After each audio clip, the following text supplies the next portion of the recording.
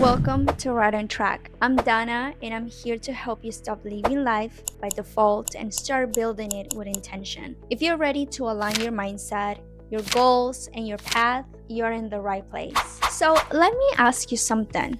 When did we start believing that life is just about working, paying bills, and repeating the cycle until we retire or die? Well, I want to tell you that you weren't born for that.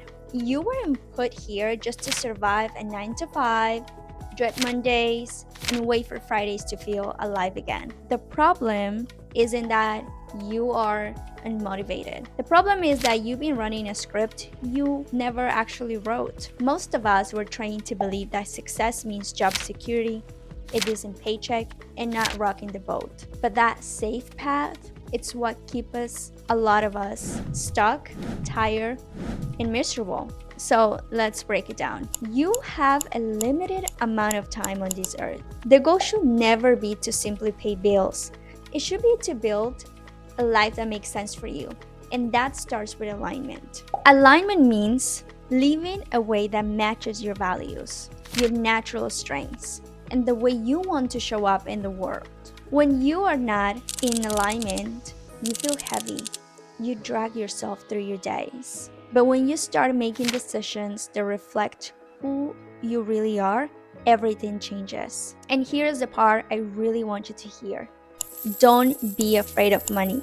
A lot of people stay stuck because they're afraid they won't be able to support themselves if they make a change. But the truth is, finance follows alignment. When you're operating in your zone, doing work that matters to you, using your real strength, solving real problems, you become more valuable.